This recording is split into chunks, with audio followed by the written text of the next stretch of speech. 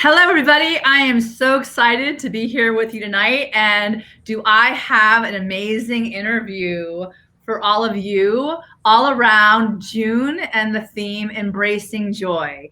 And as you all know, this is my Manifesting with Meg, my conversations with extraordinary people. And tonight I have one of the most extraordinary people, especially and probably outside the town or the city of Miami, Wendy Unger Schapira. And I can't wait to go through how her life has been a wondrous and continues to be a wondrous, joyful adventure. As before we begin, I always like to give everyone a heads up as to what is Manifesting with Meg and how I go about doing the whole program. And basically, it follows the months in my book, starting with Carpe Diem in December, Carpe Diem in January, ending with awe-inspiring magic and miracles in December. And we just happen to be in June, which is, the beginning of the month of summer where school's out, it's time to play. So I'm even more excited because this woman wants to have lots of laughter and get ready to have joy and play tonight. I can just tell. So remember, bliss is not just an abstract idea, it's an attainable state of being. And Wendy is going to teach us all tonight how she keeps that close at hand. So happy to join you, join me today, Wendy. I'm all blustering because I'm so excited to have you here. I don't think there's anyone in the city of Miami that you do not know. Before I go forward, I want you to set the intention and share it at the end of the interview, what that intention is for everybody, and pick a magical number in my book between the numbers 3 to 397 and hold that with you as well. So at the end of the interview, we'll go and we'll have that shared. It'll be the final share from the book and then your final inspiration. So are you ready to go? Yep. You want the number? No, hold it to you right now, and we're going to get to it at the end of the interview, okay? So when I tell you. But I need to introduce you, and this is a long introduction because, like I said, Wendy has an incredible resume, it's not even a bio, it's a curriculum vitae, because her life's work, and I'm telling you people, there's still many, many amazing things going for her, keep going for her, and that is probably why you call yourself the Aries woman and the thriving warrior Previvor. Her sister and herself, her sister who was 10, Nancy, who was 10 years your junior, correct? Mm-hmm. Were diagnosed positive with the BRCA1 hereditary breast and ovarian cancer gene mutation in 2009. And I think this was a big part of your story, at least as far as what you're doing today. So after they consulted with physicians and genetic counselors, they both had their ovaries and the fallopian tubes and the breasts removed to prevent the risk of cancer, which is a huge move of a jump into the whole world of prevention of breast cancer, which is something that you definitely work toward with regard to those Previvors and those survivors for breast cancer today, preventing it and also helping people who survived. For years, she had been an active cancer fundraising volunteer, and then it became personal. And this is really where that part of her vulnerability and her story comes out. When after her own surgery, her mother was diagnosed with breast cancer at age 85 for the first time. And magically, she passed away in 2019 at the ripe old age of 93, showing probably beating all the odds at that point. And, clearly I was telling Wendy earlier, it's clear that she is, a beautiful example of her mother in this world, still walking with that legacy right beside her. So she is now cancer-free, and your mother was cancer-free at the time of her death, which is even more amazing that she just died of old age at that point. And you also and your sister remain cancer-free at this point in time, correct, Wendy? Thank God. So in gratitude for being spared for cancer and only having to go through the surgery to prevent it, you became more engaged in breast cancer community and reaching out to do everything that you could do to use your voice and heart to help with awareness, support, and fundraising, which eventually led to your foundation of your charitable fund, Wendys Angels Fund. And I want to show everybody the image of the logo of this beautiful, wonderful foundation that she works with today. And many of you in the community do know her for her efforts with regard to that. last year, they were able to sponsor women to attend the Day of Caring South Florida to provide breast reconstruction for one of their Link of Hope sisters. I didn't have a logo of that, but I definitely would love to talk about that later on in the interview. And this year, you're expanding to even help provide services to women at Lotus Village. And now during the pandemic, you're actually helping breast cancer patients get their treatment in partnership with the 305 Pink Pack, which is, I'm sure, for the stress that we're all undergoing and not having to deal with an illness like breast cancer, that what you're doing to help these women is just out of pure love and amazement. On a personal level, you've been with your sweetheart since 1984. And on a business level, you worked for the Miami Beach Chamber of Commerce for 40 years, which is exceptional. And you retired in 2019 as a membership director. And that is where we actually met. Actually, the prelude to that was where we met during the 10 days of connection and through the Radical Partners group, where you, I believe, were there with Thumbs Up International, and I was there with Love Button, a global movement. And that was how our wonderful friendship began. So yeah. I'll take a deep breath. I know there's more because I have her resume, but I'm going to let her get to that because certainly there's much more to talk about. But good evening, Wendy. Thank you so much for being here again. I can't wait for this extraordinary conversation. And I actually want to take the opportunity to thank you for the wonderful acts of service that you have given this community of Miami. And I'm sure that has ripple effects beyond, these borders. So I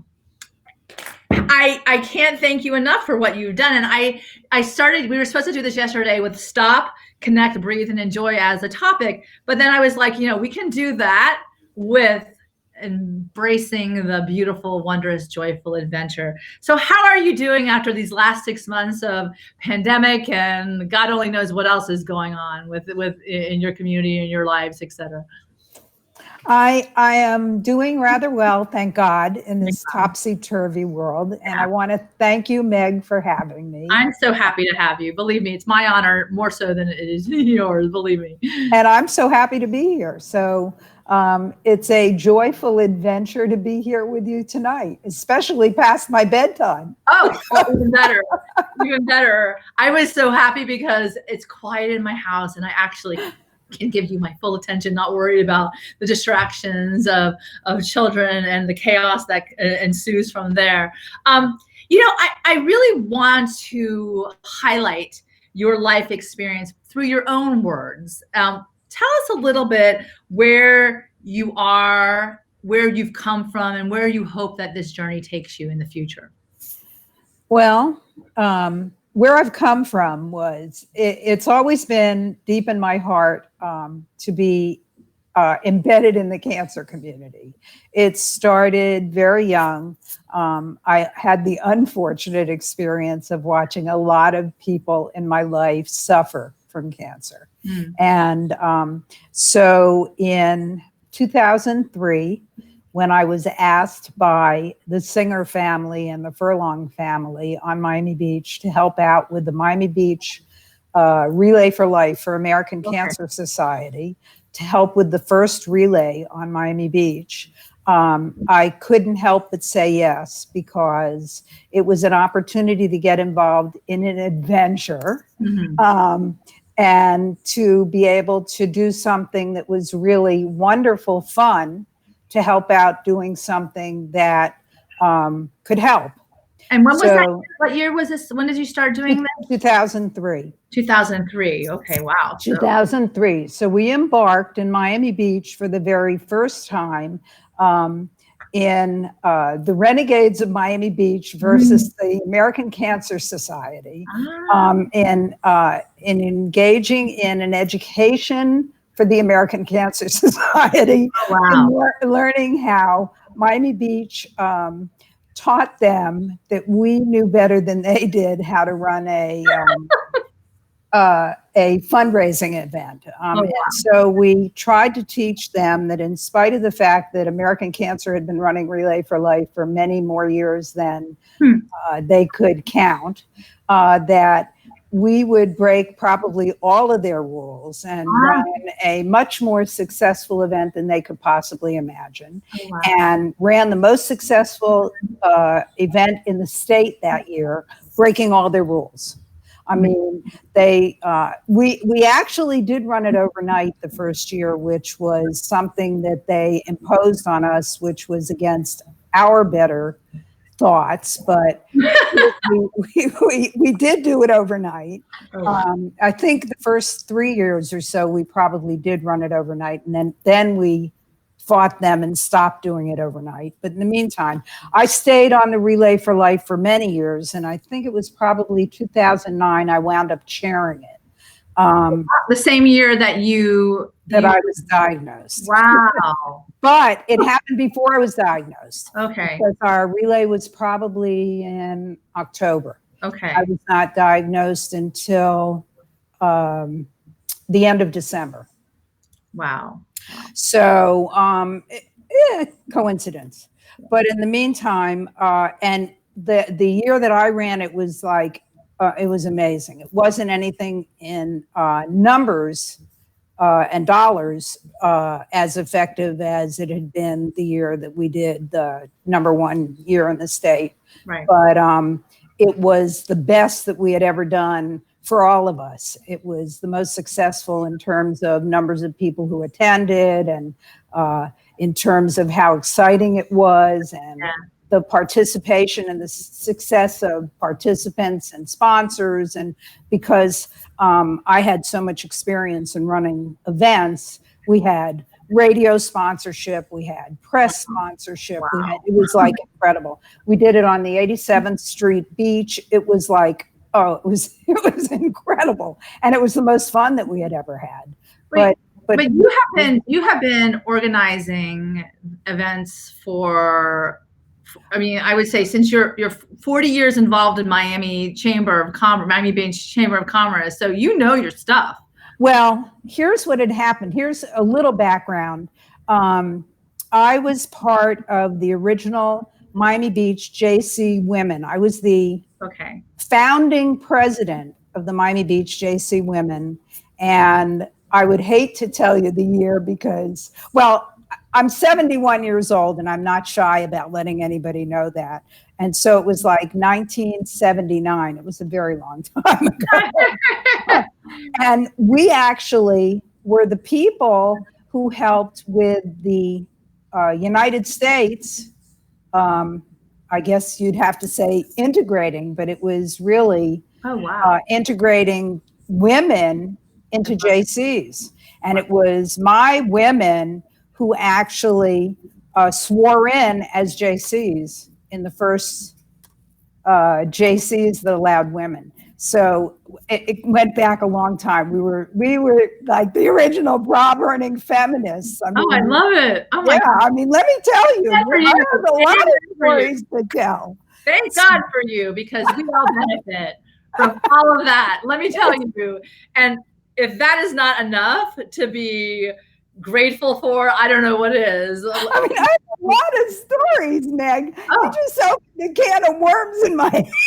Oh my God. Well, I don't think an hour is going to do it, but we're going to take it as much as we can. And I'm going to literally, but honestly, to have, first of all, JC stands for it used to be the Junior Chamber of Commerce, but it never really was that. What it was it was a young people's organization for people between the ages of 18 and 40 originally, to give them the opportunity to try things and fail so they could learn how to do them. Wow. I love it. Well, let me tell you, when you don't have fear of failing, it becomes a lot easier to try whatever it is that you need to try so you can continue on from there. I don't know. I think that whoever might be listening needs to take you aside and interview you with regards to the history, because I think there are a lot of young women today, and certainly even your cohorts, even that would probably benefit from the stories that you have, ready to be told as a storyteller. I always try to encourage everyone to not forget to write their story so other people can benefit. Certainly speak it first, but I would love that would be like a Miami like heirloom, literally, because you will have passed on the beauty of, this is not always the way it has been in this city, for sure, in this country, for that. The great thing that I learned at my retirement party that really probably warmed my heart the most was, because I loved doing it so much, I mentored so many young women over the years that I was at the chamber.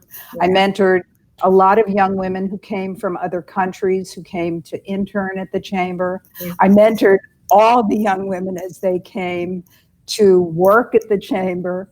I mentored people and was known to do that so much that there was a young woman, I don't know if you know her, and I'm not sure if she's listening or not, but there was a young woman who came to work at the Clevelander Hotel, and when she did, her boss, who was Mike Palma, sent her immediately to the chamber to meet me so that I could introduce her to Miami Beach. And it was like, that for me was probably the most rewarding thing about working at the chamber. And when I left, the fact that it had impacted as many people as it did probably was the most rewarding part of the 40 years at the chamber. Wow. Yeah. I think, you said at the outset that, you saw a lot of similarities in my book with yourself, that you could have written it, because probably you could have. And I will have to tell you that as far as the mentoring component is concerned, when I resigned from my last job as a federal attorney, that was by far the most rewarding component of the 20 years that I was there. So I completely relate. There's so many lives that have been touched by you by virtue of you reaching out to them to give them, that, pay it forward mentality, that, let me try to teach you what I know, which is certainly more valuable than anything. And I love that you said that, mentoring, and there are many people, I'm sure, that have benefited from your experience and still benefit from your experience. I wanted to look at our theme tonight in more detail, and I go into the big question that Joseph Campbell quotes tonight in our quote.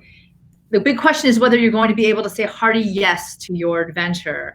And I thought, how great is that? And after having retired even 40 years of connecting people at the chamber, Miami Beach Chamber of Commerce, you're now looking to see where your path takes you now. And I know you still say a hearty yes to your adventure, because I watch you on Facebook and I see how you connect people, and I see how you lift up women. I mean, my God, I get excited when you always post the things that say, yes, women, and you highlight what it is that, someone who clearly has great value yourself can see in other women as well, and lift them up. And I wanted to say that, as you say a hearty yes, how do you feel about this inspiring path that's waiting for you and all of the wonderful things that you're yet to do? Well, I have to tell you, in all honesty, I owe a great debt to a woman that you and I both know, a woman whose name is Michelle Villalobos. Okay. And I can't go without saying that she identified me as one of her superstars. And she took her wand and tapped me. And as a paying it forward obligation to her tappiness, I uplift women all the time. So when any woman is doing anything to promote what she's doing, I uplift whatever they're doing to help promote them. And that's my obligation as a woman. So tell me, how did Michelle do this with you? How did she tap you in her magical wand? And tell us a little bit about that. Is there a story behind it? There's a huge story behind it. And it starts as, in my reign of terror at the chamber, she was the chairperson of our Women's Business Council. Okay. And I watched her as she developed the seed of what she decided to do to build women. And I watched her as she began to share it with other people. And I watched as it grew from a seedling to a huge tree. And I watched as the other people began to nurture her huge tree and become the people that helped her bring her huge tree to other people. Wow. And then I watched her as she brought that tree to other women and men.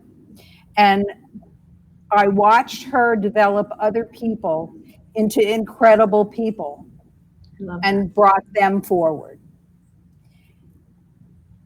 And one time, out of the clear blue sky, because of my always promoting everybody, I won this social media contest that her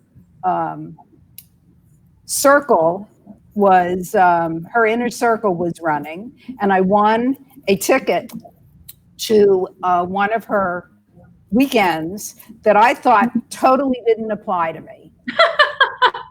And I said, uh-oh, it must be the universe tapping me on the shoulder and saying, there's a reason that you need to be at that weekend. Oh, wow. Do you remember what it was called? Do you remember what the name of the weekend was? Yeah, it was one of her super speakers weekends. And I thought, I don't need a super speakers weekend. I speak all the time. I don't need to learn how to speak. And I went anyway. So I got there, and during registration, I was standing talking to somebody in the lobby and saying, I don't need to be here. And all of a sudden, I'm only here to support Michelle because I'm a Michelle groupie.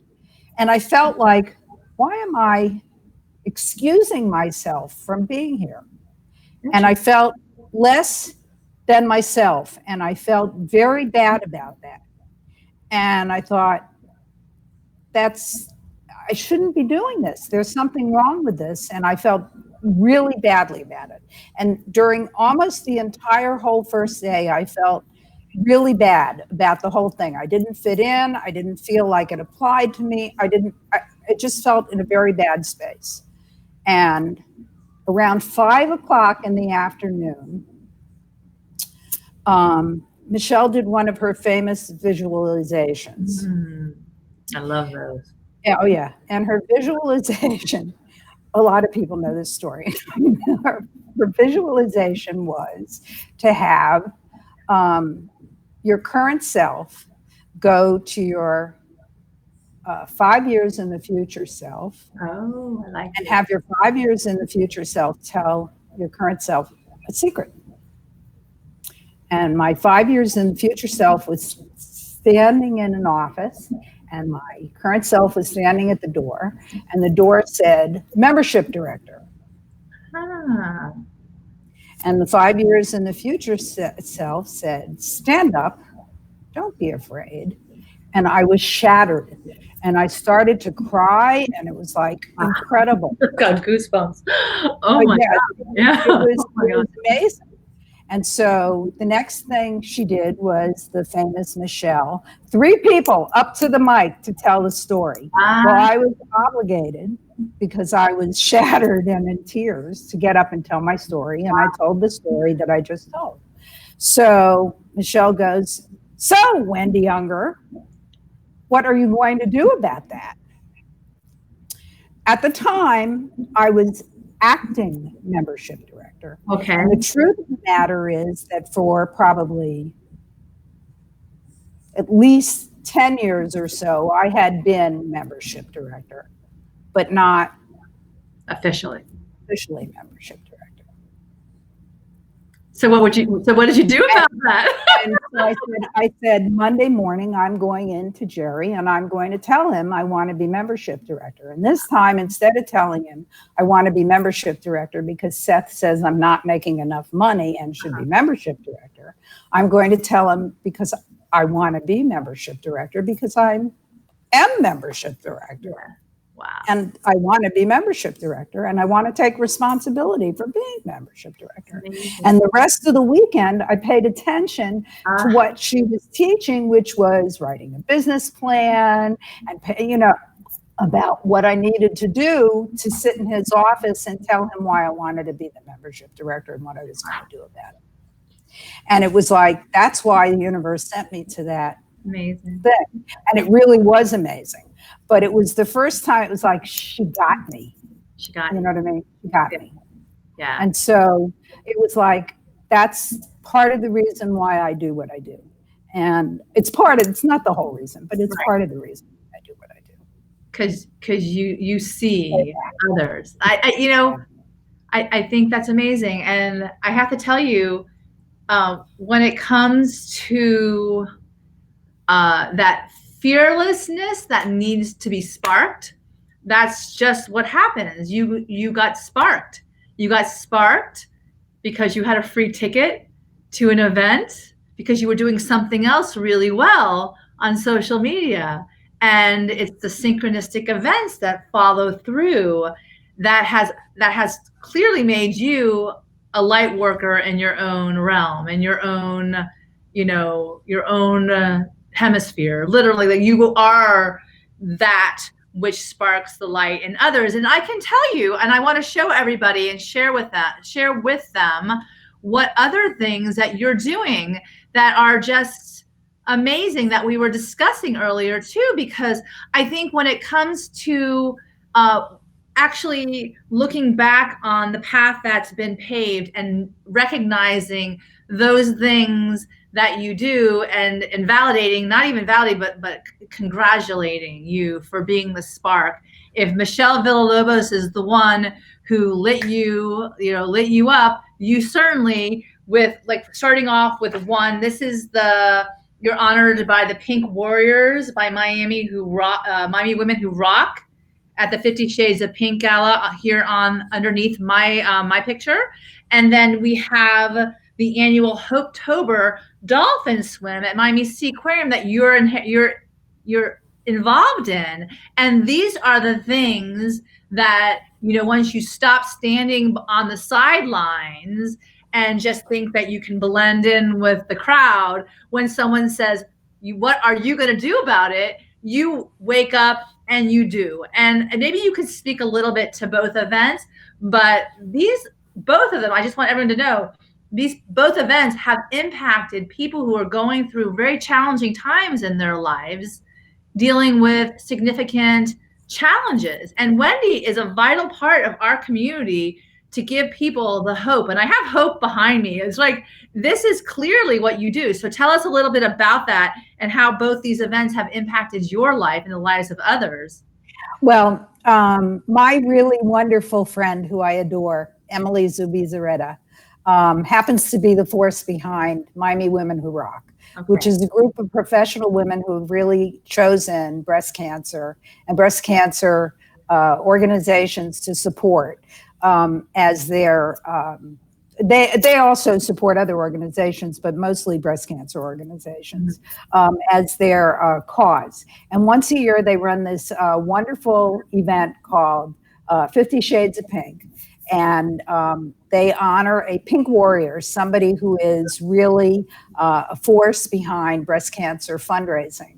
And actually, last year, they did their fundraising for Wendy's Angels, which was absolutely wonderful. Their silent auction benefited my charitable fund. Wow. And that was really a shot in the arm for us. And it was incredible. It allowed us to do some really substantial donations and grants and stuff. And it was very special for us. And you see other pink warriors in the picture. One of them is Patricia San Pedro, who preceded me, and Debbie Sedawane, who is somebody who I can't say enough about. I mean, those two other women are like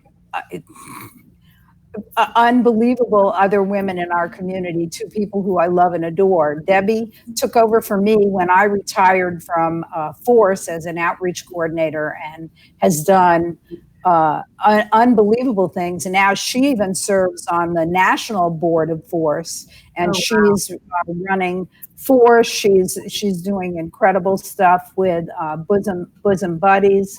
She's just doing unbelievable stuff in the community.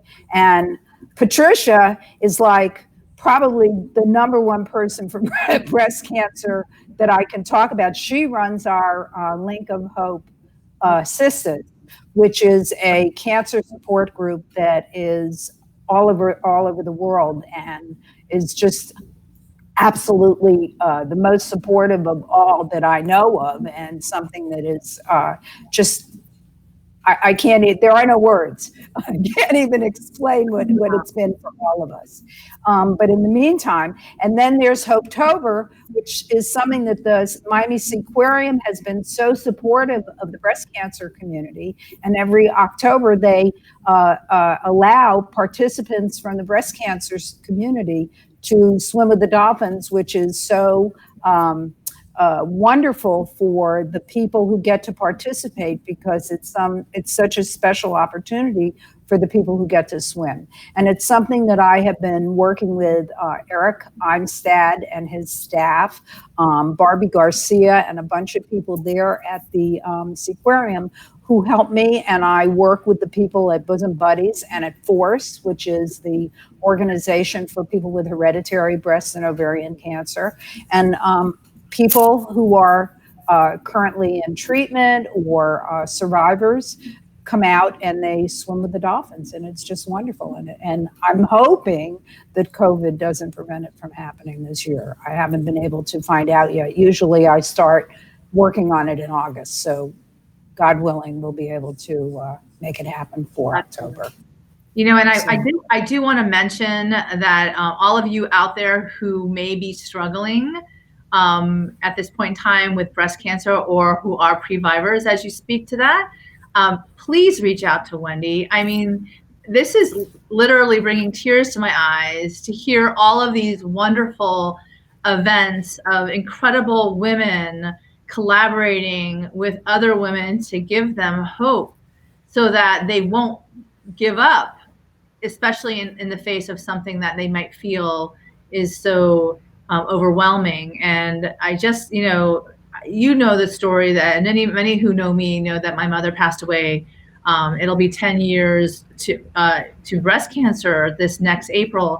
And wow. I wish I had known groups like you that, would be that supportive force of light, because there's so many people who may be alone and they don't need to be, especially with women like you out there and all these other beautiful women that you mentioned as well. So I definitely will put all the links in the Facebook feed. So if anybody does want to contact you, that they'll have that opportunity to reach out, because I just think that you have an incredible ability, Wendy, to connect people and introduce people and really serve people from that place of beginning friendships and then following through to find out curiously what happens with those friendships from that get-go, with whatever ways that. And I even think that, when we met, at the outset of, Thumbs Up International was showing their film as a part of the Radical Partners 10 Days of Connection, and Love Button was present, in support. We were just collaborating. I was basically in support of the film. And I think that, one of the coolest things is that you are a fearless warrior. Like, you are fearless. You come right up to the people that you want to talk to, and you connect. And it's really quite a beautiful way of, you teaching others as well, that you seem to have done, and waving your magic wand now. It's like Michelle passed it on to you to continue to lift up others. And I am just so, I don't know, I'm so proud to be speaking about you tonight with regard to that. Thank you. Even going back to the whole idea that life is a wondrous, joyful adventure. how do we all stay true to that notion at this point in time, especially when the whirlwind of current events is unfolding, a country that seems to be, dealing with lots of rising tensions on the daily. If you're paying attention to the news, it's nonstop. And I heard it recently say that this is a light workers Super Bowl. This is when you have to show up. This is when, what are you going to do about it, is something that needs to be asked of each person who feels compelled to do something. So what would you do, say, with your sage wisdom and guidance, to someone who's like waiting to hear, what can they do about all of this? You just have to stay positive, and you have to look at the bright side of things, and whatever you have to do, you have to pound yourself with positivity, because there is always a bright side. Yeah. You may not see it, but you got to find it, even if it's. I lost you. Hang on 1 second. I have to put you back up. Sorry. I'm like, wait a second. Where did she go? I'm still there. I'm trying to get you all on the screen, so you can keep me laughing. There you go. Well, you asked to be laughing tonight, so I'll do my best for sure. I'm sure I mess up more than that's one thing that I have to tell you this, and I love that you indicated tonight that you wanted to laugh. One of the things that when you lose someone, and you obviously know that going through the grieving process, sometimes you lose laughter, and one of the saddest things I think of a life is to not be able to laugh again. So I always appreciate moments, even if it's me I'm laughing at, but when laughter comes back, and I think that what you're saying is true, figure out ways to stay positive, because ultimately you can raise the vibration that way by bringing yours up, and being the change you wish to see in the world, and then encouraging others to step up. So how do you best engage others to step up and empower them to start getting curious about what their superpower is and their superstardom is in their own right? You have to compliment people. I had something wonderful happen. I have a woman who's in the community, a friend, who I call my blessing, a woman who, out of the clear blue sky in the community, has been calling and texting us to make sure that we have groceries we need, or any kind of any needs we need for the house during this whole COVID episode. And she's younger than we are. She has a young son who's precious.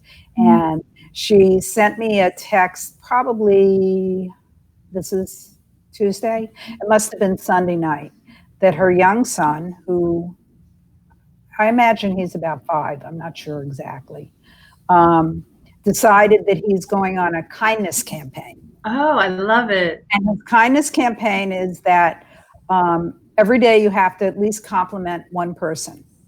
I love that. I think and you have to report your compliment.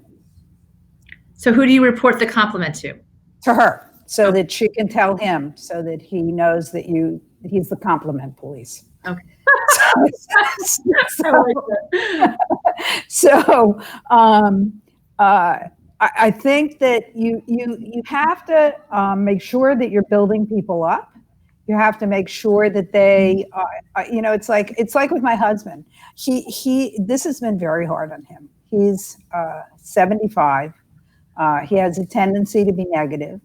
The market is very important to him. Mm-hmm. And he hasn't yet figured out whether the market is really responsive to the virus or not responsive. Yeah. He hasn't yet figured out the volatility, and it gets him depressed. So I told him he needs to do Superman exercises in the mirror, that in the morning, and he gets up a lot earlier than I do, gets up about 3 a.m, that he's got to get in the mirror and he's got to do Superman exercises. So there's Superman exercises. Okay. Yeah. Do you watch General Hospital? Oh, I At used to all? watch it. Yes, I used Yeah, you know how Amelia, before she does surgery, she does superwoman exercises? Have you ever noticed that? No. Oh, yeah, Amelia, I love before that you she watched General Hospital, though. That's one of my favorites. oh, I'm an addict. I love it. Not General Hospital. I'm not even, I mean Grey's Anatomy. I'm Oh, sorry. okay. I mean, okay, so now I know. Sorry, Grey's Not Anatomy. Okay, yes, I do love Grey's Anatomy. So All right, super. but Amelia, before she does surgery, she does superwoman exercises. Okay. I love that. Okay. And I'm 71, and that's why I get a little confused. It's okay. Let me tell you, both shows are awesome. So she does General Hospital I watched when I was in high school. Well, actually, there's a huge group of people that still watch General Hospital, and I know it because I know some of those people. So, yeah. Oh my gosh. But so tell me, it's Grey's Anatomy. But in the meantime, when Amelia does her surgery, she does superwoman exercises so that she can get her head into being superwoman. I love it. So I tell him that he has to do Superman exercises, and the point is that you have to believe. You know, and the point is that's how you get yourself up. You really have to, do it. And the interesting thing is, one of the things that I've done to get myself in spirits for this, because this has been hard. Yeah. This has been an unusual circumstances. Yeah. Realistically, it's a really terrible time. Yeah. So the truth is that you have to use the extraordinary circumstances and you have to do extraordinary things. So the extraordinary things that I have been doing is I'm very spiritual, and I'm very involved in my church. I'm involved in Unity on the Bay. Okay. So I have really relied on it. And fortunately, they have gotten up to the bat and they have really been serving us. And so initially, we were doing prayers in the morning, Monday, Wednesday, and Friday every week. We're down to only Mondays, but that's okay because we're doing other things. They were doing meditation Tuesdays and Thursdays. That we're still doing that. We did an incredible course that was 30 days of fearless living. Oh, I like that. Incredible. Yeah. And I did that. Let me ask you before you go on. So what was one of the greatest takeaways that you got from this 30 days of fearless living course? That you have to address your fears. You have to, that you don't want to let fear overcome you, Yeah. I've been having a hard time addressing. I've had malaise, and I've had paralyzing malaise, and it was something that I had never dealt with before. Mm-hmm. And I think that part of it was that our pool was closed. I was afraid to go outside. Fortunately, the pool is open, so I'm able to go swimming every day, and that has been an incredible thing because it has really helped me, one, move, and two, get out of the apartment. Yeah. But I think that there's been a lot of, you have to do extraordinary things, and I'm taking a fabulous new course now, Mystical Minds, where we're addressing our values. And we're going to identify our core values and do meditations for morning and evening to impose our core values into our heads so that we can be the most authentic that we can. That's beautiful. And there's like wonderful, thrilling things that we can do to make ourselves feel better. And we really need to be able to do those things that make us feel good. Yeah, that's and really to find what that is. Yeah. So I like how you're basically throwing out a smorgasbord of things that to you, to someone else, maybe extraordinary things to make a determination as to what actually stands out. Like you said, swimming, like not having it had you understanding that this is really something that you love and that it makes you feel good. So when you get it back again, it becomes magnified as far as the impact in your life. You can experience the wonder and beauty of that movement because we had been restricted for so long in our houses, our homes, our apartments, whatever it is. And I love how you really take a moment in your life to have to identify those core values, things that are most important. I always say, what is your priority in this season? So just to start off, because I love giving people those wonderful tools to manifest, but from your mouth to their ears. These are the kinds of conversations that I want to have with extraordinary people who understand that extraordinary things are really important to be the catalysts for others to understand more about how to feel alive on the daily, how to feel this wondrous adventure called life, So when even now, like you're saying, because it is a challenging time, a lot of malaise, a lot of depression, a lot of people, wondering if this is ever going to end, you have that whole fatigue element too. What is most important to you now in your life as you look to the next 40 years, 50 years? I'll tell you, one of the things is one of my core values, and one of them is service, being able to help people. And part of that is lifting other people up. Mm-hmm. Part of that is being able to help through my charity. I'm in the process of working on a fundraiser that's going to happen in November, and I've been working on a committee with several people to figure out how we're going to do that COVID friendly. Yeah.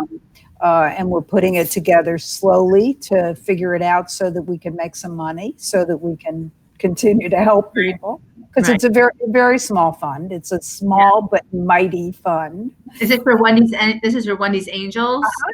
Oh, that's yes. And that's part of it. And continuing to live with my core values, one of which is family. And one of the greatest things that's happened through this particular encampment at home has been that we've gotten much closer as a family. A lot of our family is separated. We have a big bunch of family in Portland, Oregon, a big bunch of family in Gloucester, New Jersey, and we do family Zooms, and that's been a treasure.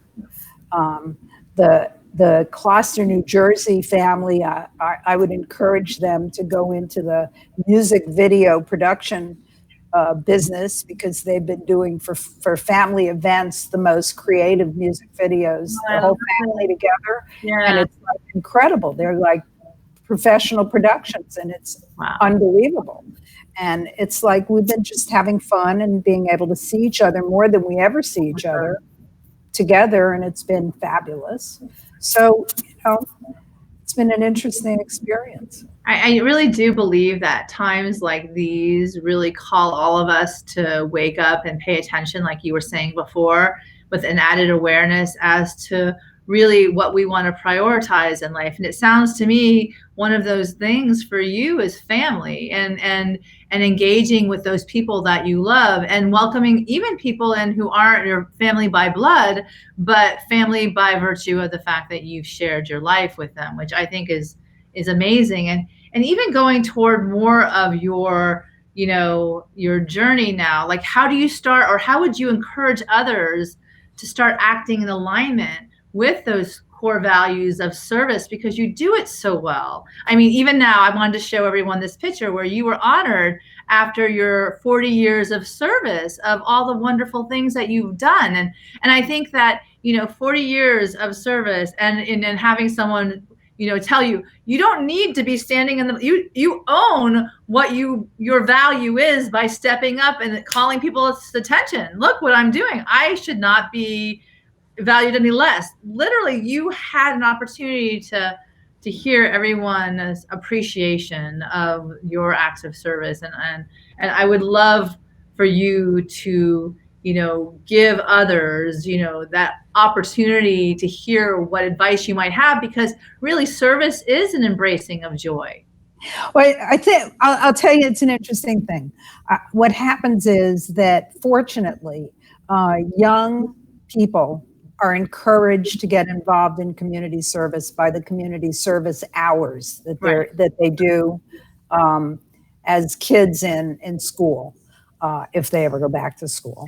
And it's like every time I pass a school when we're out, I go, I wonder if that's going to become a building that's going to be empty or if they're going to go back. Because you wonder. Yeah. It's like with this whole thing and everything being so topsy-turvy, you really wonder what our society is going to be like if they get this thing resolved or what, you know. But in the meantime, at the moment where it was normal in the world before COVID, students were encouraged to learn community service by the community service hours. So we were growing that.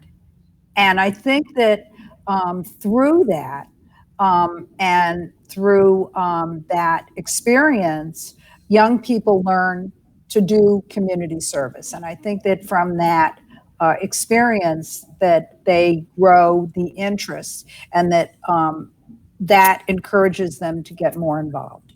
And I think that what happens is that they get involved with organizations and it stirs their interest, and that's how it would begin and grow. And I think that's how it happens. And then from my standpoint, I try to interest people in helping me with the kinds of projects I get involved in. And somehow people will say, you know, because of the relationships that people have with me, they'll say, how can I help you? And that's another way that people get engaged. So it grows. You know, it grows organically. But you're very good at inviting other people, which I think is something that is a talent and a gift, because I think that, you know, when people are waiting to be, you know, welcomed into a circle, you know, it's not that they need permission to join, but the invitation is very powerful. And you're very good at inviting others to step in and be a part of those beautiful things that you've created as far as your fund, your Wendy's Angel Fund, your foundations, and all of this Wondrous, the Hopetober and the Women Who Rock and all of these things. So, you know, I think one of the things that would speak highly to the character of you is that you're very good at invitations. Like, I'm very passionate and enthusiastic, and I think that it's contagious. Oh, yes, that is absolutely the case. I would rather be around people who are passionate about what they're doing. And literally, I would want to be a part of something that's giving people joy, regardless of whether you know, the topic is important. I like being around those kind of people. It's the energy in the room. And I think that you identify with that as well. That's my mother. My mother used to say, yeah, that's my mother. My mother used to say, Wendy, if they push you into a puddle of mud, enjoy it. So all of, like, would you say all the wisdom that you've gained has a lot to do with your beautiful mother and your beautiful father? A lot of it. A little of it from my dad and my grandfather, but a lot of it from my mother. That's amazing. I love that. And, you know, so cheers to the mothers in our lives, the nurturers and the ones that, you know, tell us if we get stuck in a mud, you know, there you go, right? Build the castle. There you go. I love that. You know, at the beginning of the interview, I asked you to set your intention for this evening. And then I asked you also to pick a number for my book. So what exactly was your intention to share with the audience tonight? And what number do you have? My number is 75. Okay. And you have a copy of The Magical Guide to Bliss. So what she's going to be reading from is page 75 of my book, The Magical Guide to Bliss, which in fact is the format of how I base my interviews. And 75. Well, what was your intention tonight as well, Wendy? So laughter and joy. Laughter and joy. Bring it on. We need more of that in the Malays. Let me tell you, for sure. Right. Do you want me to read the whole page? Go ahead. This is perfect. Okay. Laughter is really the best medicine.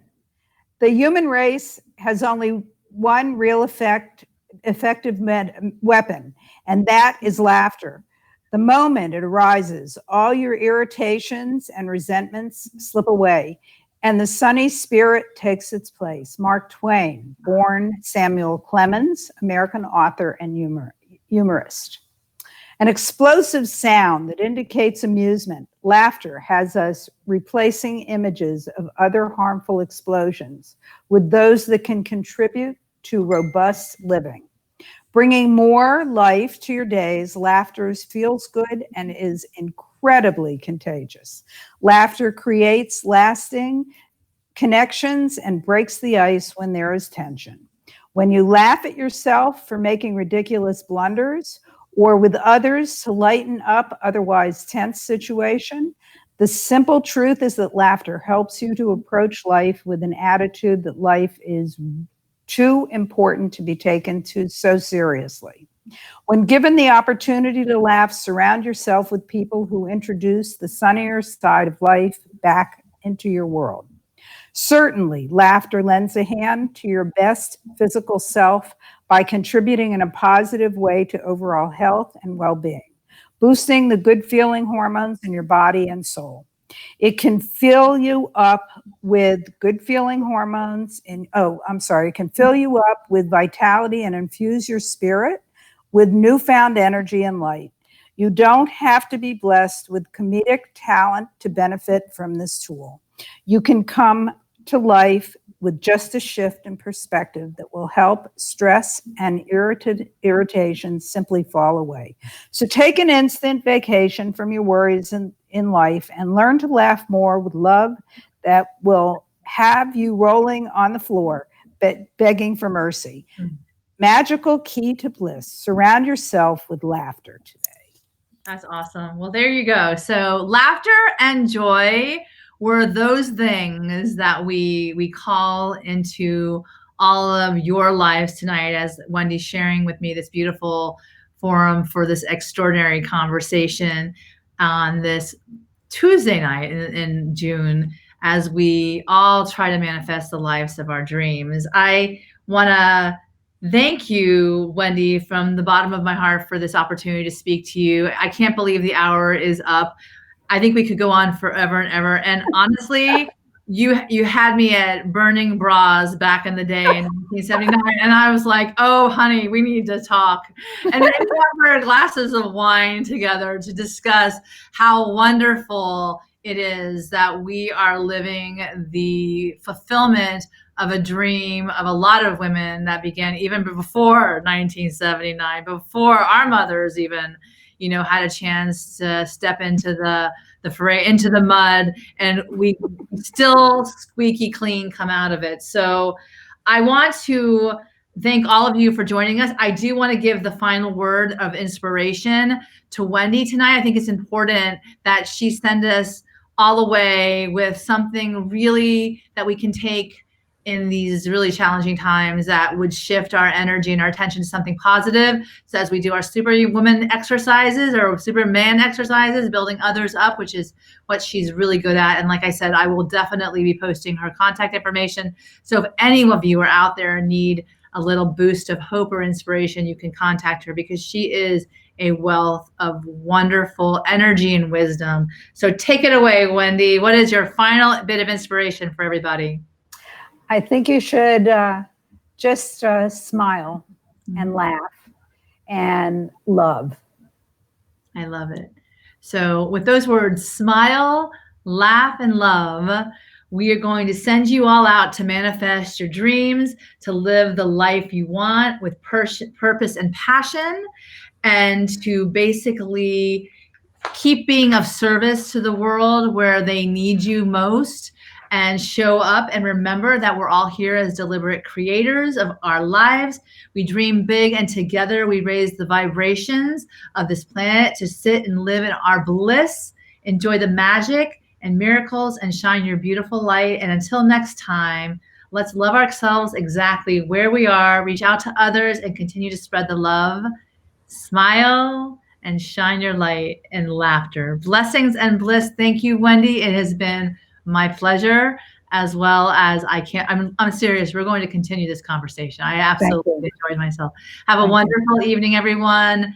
And you guys check out Wendy because she is a firehouse of information. She will light the spark underneath you and you'll be doing amazing things in no time at all. Have a wonderful evening, everybody. Take care. Thanks. Thank you, Wendy. Thank you, Meg.